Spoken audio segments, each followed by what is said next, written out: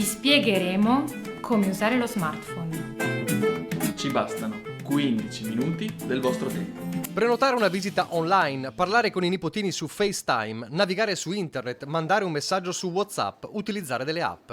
Uno scoglio già difficile per categorie particolarmente fragili come anziani o soggetti con patologie e disabilità, tanto più in una situazione di pandemia.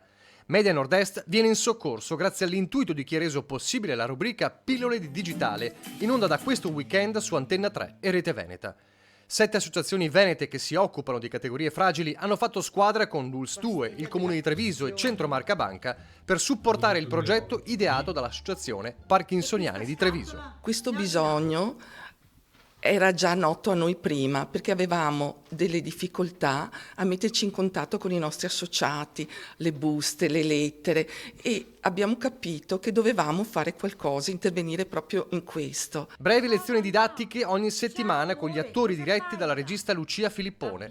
Obiettivo: avvicinarsi a un mondo che consente di comunicare a 360 gradi. Negli anni 60 c'era Alberto Manzi che cercava di alfabetizzare un po' l'Italia perché erano anni particolari. Oggi sono cambiati gli anni, sono cambiate le esigenze, sono cambiate le modalità e ovviamente ci dobbiamo adattare anche noi. Pillole di Digitale andrà in onda su Antenna 3 da questo weekend la domenica alle 13.30 e il martedì alle 11.40.